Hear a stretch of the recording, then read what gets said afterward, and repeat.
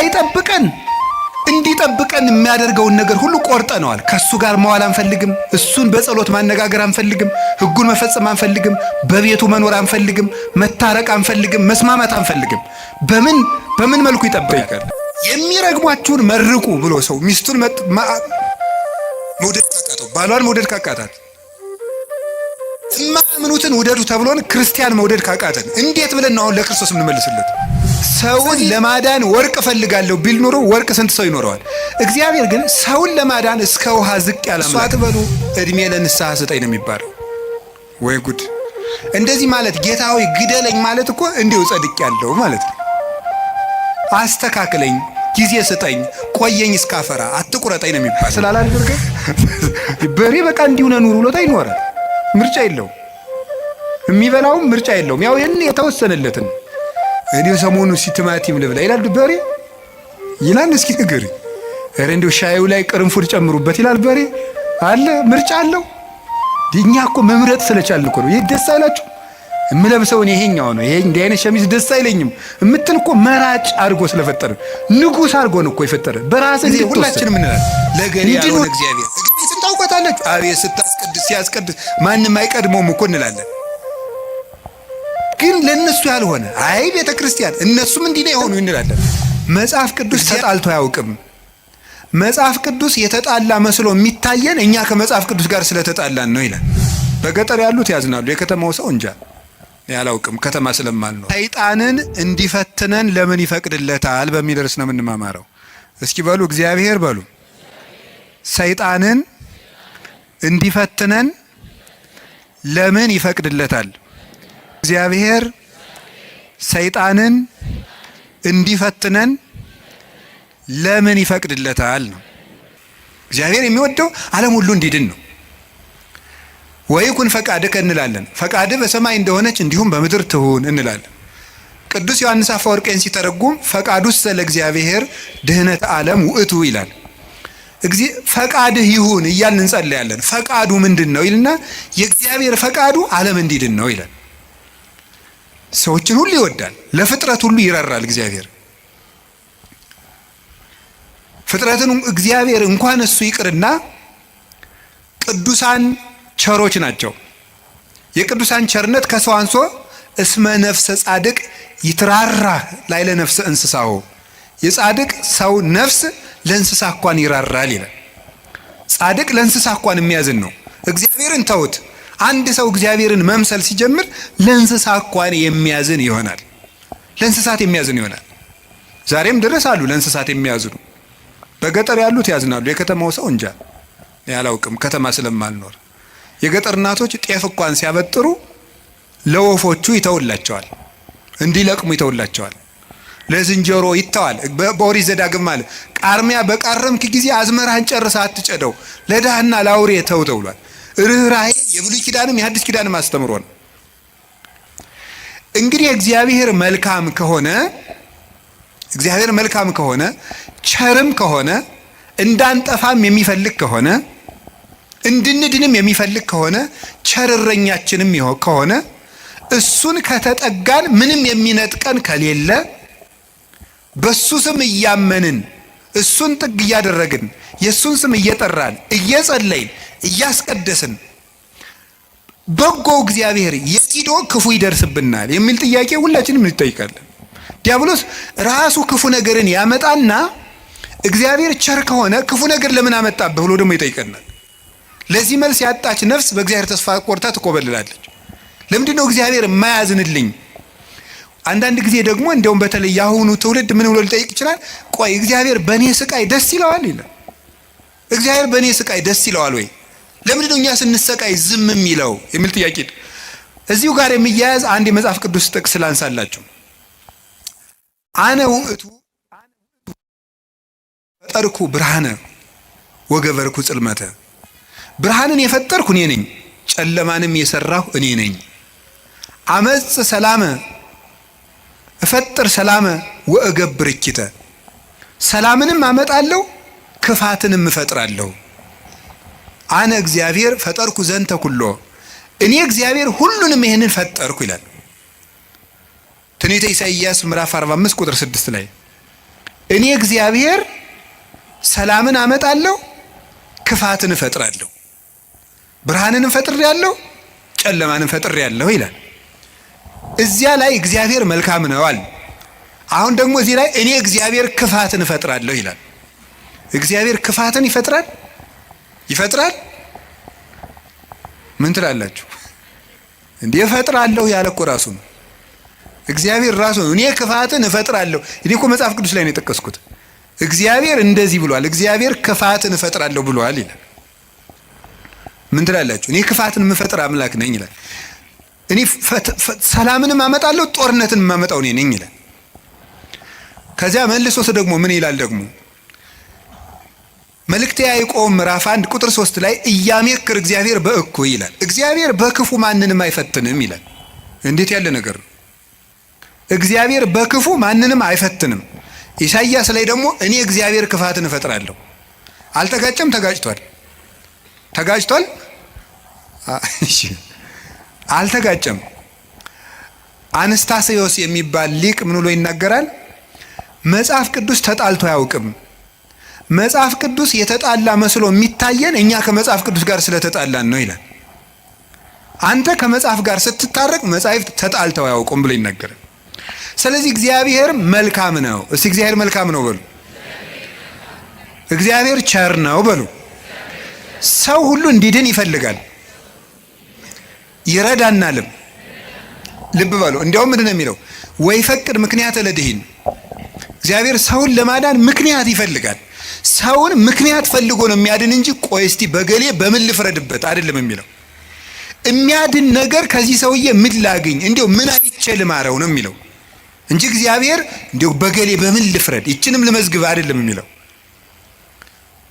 ኃጢአትን ብትቆጣጠር ኑሮ በፊት ማን ይቆማል ያለ ዳዊት ይሄን ነው። ኃጢአትን ብትቆጥር በአንተ ፊት የሚቆም ማንም አይቆምም። ቸርነትን ነው የሚቆጥር። እግዚአብሔር ሰውን ለማዳን ተግቶ የሚሻ አምላክ መሆኑን የምታዩት ሰውን ለማዳን ወርቅ እፈልጋለሁ ቢል ኑሮ ወርቅ ስንት ሰው ይኖረዋል? እግዚአብሔር ግን ሰውን ለማዳን እስከ ውሃ ዝቅ ያለ አምላክ ነው። ቀዝቃዛ ውሃ የሰጠ ይድናል አለ። ምን ማለት መሰላችሁ? እስከ ትንሹ ነገራችሁ ድረስ እናንተን ለማዳን እወርዳለሁ። ውሃ ማንም ሰው ሊያገኘው የሚችለው ነው። ሌላ መንፈሳዊ ትርጉም አለው። ውሃ የሰጠ የተባለ ይላል ቅዱስ ቄርሎስ። ሰው ምንም ነገር ቢሰጥ በእግዚአብሔር ዘንድ ውሃ ነው። አካልህን እንኳን ለእግዚአብሔር ቆራርጠ ለሰማዕትነት አሳልፈ ብትሰጥ ለእግዚአብሔር ግን ውሃ እንደመስጠት ነው። ምክንያቱም ያ አካል የራሱ ነው። እግዚአብሔር ደግሞ ላንተ ያደረገልህ ነገር ያንተ አካል ቢቆራረጥ እንኳን የማይመጥን ነው። ስለዚህ ለእግዚአብሔር ምንም ነገር ብንሰጥ ውሃ ነው። አካል ውሃ ነው። እንደዚያ ከሆነ እግዚአብሔር እንደዚህ ያለ መልካም አምላክ እንዲህ ያለ መልካም አባት ከሆነ ለኛ የሞት አምላክ አኮ በመላክ ወአኮ በተንባል መላክ ልኮ አማላጅ ልኮ ሳይታረቀን ራሱ መጥቶ ከታረቀን እስከዚህ ድረስ ሰው የሚወድ አምላክ ከሆነ ለምንድን ነው እግዚአብሔር ክፉ የሚያመጣብን የሚል ጥያቄ ይኖራል። እግዚአብሔርስ በክፉ ይፈትናል ወይ? መልሱ አይፈትንም ነው። እስኪ አይፈትንም በሉ። እግዚአብሔር በክፉ ይፈትናል አይፈትንም? እግዚአብሔር ክፉ ይፈጥራል አይፈጥርም? እስኪ ነገር ይፈጥራል አይፈጥርም? አይፈጥርም። እግዚአብሔር እንዴ እፈጥራለሁ ብሎ አላልክም ቅድም ልትሉ ትችላላችሁ። እግዚአብሔር ክፉ አይፈጥርም። ታዲያ ምን ማለት ነው? ክፉ ሲመጣ ዝም ይላል። እግዚአብሔር ክፉ ነገር ሲመጣ ይፈቅዳል ነው። እስቲ ይፈቅዳል በሉ። ይፈቅዳል የሚለው ነገር ፈቃድ እግዚአብሔር የሚባለው ሁለት ትርጉም አለው። ፈቃድ እግዚአብሔር የሚባለው አንደኛው ውዴታ ነው።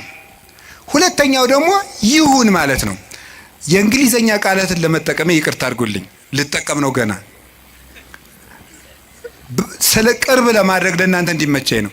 የመጀመሪያው ምን ይባላል? ፐርሚሽን ይባላል። እስቲ ፐርሚሽን በሉ እንጂ። ሁለተኛው ዊል ይባላል። እስቲ ዊል በሉ። እሺ ፐርሚሽን ማለት ምን ማለት ነው? እናንተ ኃጢአት ስትሰሩ እኔም ስሰራ እግዚአብሔር ይፈቅድልናል። ምን ማለት ነው ይሄ? ይፈቅድልናል ማለት እግዚአብሔር እኔ ኃጢአት ስሰራ ደስ ይለዋል ማለት ነው። ይሄ ምን ነው የሚባለው? ፐርሚሽን ይባላል። ስራ ከጠቀመ ስራ ነው። ኃጢአት አይጠቅምህም ብዬ እኔ ነግሬሃለሁ፣ ይጠቅመኛል ካልክ ስራ ብሎ ይተውሃል ማለት ነው። መተው እሱ ፐርሚሽን ይባላል፣ ያሰናብተናል። ስለ እግዚአብሔር ክፋት እንዲሰራ ያደርጋል ማለት ክፋት እንዲሰራ ሰዎችን ይተዋቸዋል ነው፣ እንዲሰራ ያደርጋል። ዊል የሚባለው ደግሞ ወዶ የሚሰራው ነው። እግዚአብሔር እንድንጸልይ ይፈቅዳል በሉ፣ እንድንጾም፣ እንድንጸድቅ፣ እንድንታረቅ ይሄ ፈቃድ ነው ይባላል። ይሄ ፈቃድ ማለት ነው ውዴታው፣ ወዶ የሚያደርግልን ነገር። ገብቷችኋል? ልዩነቱ ገብቷችኋል? እሺ ይፈቅዳል ማለት የመጀመሪያው ፈቃድ እግዚአብሔር ነው ይላል። ዝም ብሎ ምንድነው ፈቃድ እግዚአብሔር? ያለ ፈቃድ እግዚአብሔር ባለስልጣናት አይሾሙም ማለት ከየት ነው የምታስገቡት? ክፉ ሰዎች ሲሾሙ ምን ይላቸዋል ነው? ዝም ይላቸዋል ነው፣ ይተዋቸዋል ነው እንጂ ሰዎቹን ናማ እናት የተሾምና ሰውን ጨርስልኝ አይላቸውም። እግዚአብሔር እንደዚያ ብሎ ይሾማል ማለት አይደለም። እንደዚያ ሳይሆን የሚያደርገው እግዚአብሔር ክፉዎች ሲሾሙ ዝም ይላል ነው። ለምንድን ነው ዝም የሚለው? እግዚአብሔር ነው ክፉ ነገር ሲመጣ። ስለዚህ ክፋትን እፈጥራለሁ ማለቱ ክፉ ሲመጣ ዝም እላለሁ ነው። ወይም ምን ማለት መሰላችሁ? የእግዚአብሔር እጅ አጥር ነው፣ ጠባቂ ነው፣ ረድኤት ነው። የእግዚአብሔር እጅ በእግዚአብሔር ለመጠበቅ ያልተገባን ሆነን ስንገኝ እግዚአብሔር አጥሩን ያነሳዋል። ያልተገባን ሆነን ስንገኝ አትጠብቀኝ ስንል ማለት ነው። ምን ማለት መሰላችሁ? መዝሙረ ዳዊት ላይ እንዲህ ይላል፣ መዝሙር 9 ላይ ውሃ ኮሃጥ ለእግዚአብሔር፣ ኃጢአተኛ ሰው እግዚአብሔርን አወከው ይላሉ ሊቃውንቱ። አወከው ማለት ምን ማለት ነው? እንዳይምረው ኃጢአት ይጨምራል፣ እንዳይቀስፈው ጥቂት ጥቂት ጽድቅ ይሰራል። ማታ መዝሙር ቀን ዘፈን እንደማለት እያቀላቀላ እግዚአብሔርን አወከው። ወይም ደግሞ ኃጢአተኛ ሰው እግዚአብሔርን አነሳሳው ይላሉ አባቶቻችን። እንደ ደረቅ ሰው ይላሉ። እንደ ደረቅ ሰው ደረቅ ሰው እግዚአብሔር ረድኤቱን ከኛ ላይ ሲያነሳ አራዊት የሆኑ ሰዎች በስልጣን ሊሆን ይችላሉ፣ በጭካኔ ሊሆን ይችላሉ፣ መተው እንዲሰለጥኑ ያደርጋቸዋል ማለት ነው። በሰው ላይ እንዲሆኑ ያደርጋቸዋል። ክፉ ነገርን ማን ነው ያመጣው ካላችሁን፣ እኛ በሉ ንገሩኝ እንጂ እኛ ነን ክፉ ነገርን የምናመጣው። እግዚአብሔር ክፉ ነገርን አመጣለሁ ማለት ክፉ ነገር ሲመጣ ዝም እላለሁ፣ አሰናብተዋለሁ ማለት ነው። ፈርዖን በእስራኤል ላይ እንዲሰለጥን ዝም እለዋለሁ ነው፣ አሰለጥነዋለሁ። ለምንድን ነው እግዚአብሔር ክፉ ነገር እንዲመጣብን የሚፈቅድ? አይወደንም፣ ይወደናል። አይፈልገንም፣ ይፈልገናል። አያዝንልንም፣ ያዝንልናል። እና ግንሳ ምን ሆነ? እንዳይጠብቀን እንዲጠብቀን የሚያደርገውን ነገር ሁሉ ቆርጠነዋል። ከሱ ጋር መዋል አንፈልግም። እሱን በጸሎት ማነጋገር አንፈልግም። ሕጉን መፈጸም አንፈልግም። በቤቱ መኖር አንፈልግም። መታረቅ አንፈልግም። መስማማት አንፈልግም። በምን መልኩ ይጠብቃል? አብሮን ቢኖር ክፉ አይደርስብንም። አብሮን እንዳይኖር ደግሞ ቤታችን ቆልፈናል። እኔ በደጅ ቁሜ አንኳኳለሁ፣ የሚከፍትልኝ ቢኖር ራት እበላለሁ ብሏል። የምንከፍተው እኮ ደጃፋችን መስኮታችን አይደለም፣ ልብ ነው ደጅ ያለው። ያን መክፈት ይጠበቅብናል። በየት ይግባ ክርስቶስ እኛ ጋር ለመግባት? ስለዚህ እንዳይጠብቀን ስናደርግ ክፉ ነገሮች ወደኛ ይመጣሉ። እንደ ቅዱስ ዮሐንስ አፈወርቅ ደግሞ አነጋገር እግዚአብሔር ክፉ ነገር ወደኛ የሚያመጣው አስፈራርቶ ወደ ቤት ለማምጣት ነው ይላል። ምን ለማድረግ ነው? በሉ ንገሩኝ እንጂ።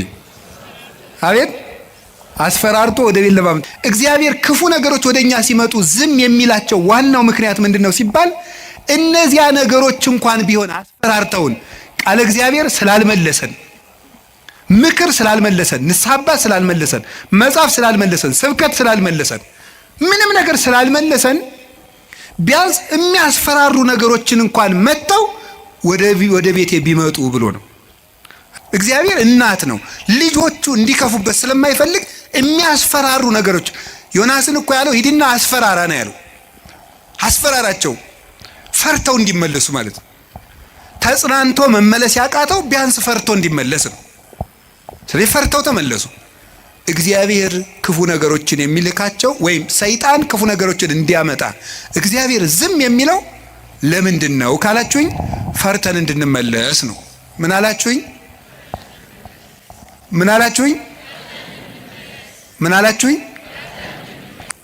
እና እግዚአብሔር ስለሚጠላን እንዳይመስላችሁ። እኔ እውነቴን እኮ ነው። እንዴት አድርጎ እንደሚወደን ተመልከቱ። አሁን እናት ልጇን በሳት መተርኮስ ፈልጋ ነው አይደለም። ልጄ ጨርሶ ከሚቃጠል እንደው ትንሽ ይተኩሰውና ለሌላ ቀን እንዳይቃጠልብኝ ነው ነገሩ እኮ። እግዚአብሔር ገሃነም እንዳይበላን እኮ ነው ትንንሽ ነገሮችን የሚተረኩሰን፣ ገንዘቦቻችን በማሳጣት ዘመድ እንዲሞትብን፣ ጓደኛ እንዲለየን በማድረግ ከሹመት እንዲሻሩ፣ እንድናጣ፣ እንድንዋረድ፣ ኃጢአት ስንሰራ የሚያዋርዱንን ሰዎች በመላክ ሰዎች እንዲደርሱብን በማድረግ በማጋለጥ ኋላ ከምትጋለጥ ዛሬ ባጋለጥ ብሎ የሚያዋርዱ ሰዎችን ጭምር በመላክ እግዚአብሔር እኛን ትንሽ ተርኮስ እያደረገ ወደ ቤቱ ያመጣናል። እንዴት እንደሚወደን ተመልከቱ። ፈተና በመጣብን ጊዜ እግዚአብሔር እንደሚወዳችሁ ተመልከቱ። እውነቴን የምነግራችሁ ጌታ ሆይ ለምንድን ነው እንዲሁ አክስቴም ሳምንት ዕለት ሞተች፣ እናቴ ደግሞ የዛሬ ወር፣ እንደገና ደግሞ የዛሬ 2 ወር ከስራ ተባረርኩ፣ እንደገና ደግሞ ይሄ ቀደረብኝ፣ ደግሞ ይሄኛው ተቃጠለብኝ፣ እንደዚህ አለብኝ፣ ጠልታይ ነው ወይ እባክህን ወይም እባክሽን ልጄ ወደ ቤቴ ኑ ማለቱ ነበር። እንዲህ አድርገህ ትፈልገኛለህ ወይ? ረስቼህ ስለኖርኩ እማስታውስበት መከራ ሰጠኸኝ ተብሎ ነው መመስገን ያለበት። አንተን እንዳስታውስህ የመጥሪያ ደብዳቤ ላክልኝ ነው። መጽሐፍ ቅዱስን ደብዳቤ ጽፎ ላከ፣ ንስሐ አባት ላከ፣ መጽሐፍትን ጽፎ ላከ፣ በቅዳሴ ጠራን፣ በትምህርት ጠራን፣ በመዝሙር ጠራን፣ ወንድሞቻችን ሲመጡ በመከራ ጠራን፣ አልተመለስንም። መጨረሻ ላይ ደግሞ የመከራ መልእክት ይልካል። እባካችሁ ኑ ነው። ለምኖ የሚያድን አምላክ እንደ እግዚአብሔር ያለ አለ እንዴ? ለምኖ እኮ ነው የሚያድነን። አሁን ሙሴን አላያችሁትም? እንዴት አስፈራርቶ መመለስ እንደፈለገ። እስራኤል ጣዖት ሲያመልኩ ሙሴ አቤት ተወኝ ማይጄ ላጠፋቸው ነው። አሁን ሙሴ እግዚአብሔርን ጨብጦ ስር ይዞት ሂጄ ላጠፋቸው ነው። እንዴ እኮ ይገርማል እኮ እግዚአብሔር የሚያደርገው ነገር። ኧረ ተው አታጥፋ። እንዴ ማብላት ሲያቅተው ጊዜ በረሃ አምጥቶ ጨረሳቸው ነው የሚለው አለ ሙሴ። እግዚአብሔር እንዳይሰደብበት ነው እሱ። 40 ዓመት ማብላት ሲያቅተው በረሃ አምጥቶ ጨረሳቸው ነው የሚለው አሉት። እንዲያውም እነሱን አታጥፋ አባቶቻችን ሲተረጉሙ አሁን እግዚአብሔር ሊያጠፋቸው ወዶ አይደለም ሙሴ እንዲሰራቸው እንዲቀጣቸው ብለው ነው እንጂ ይላሉ። እንግዲያስ ሂድና ቅጣ አለው። ሰርቶ ቀጥቶ እስራኤልን ወደ ራሱ ሰበሰባቸው። በማስፈራራት እንድንመለስ እግዚአብሔር ክፉ ነገር እንዲመጣ ያደርጋል።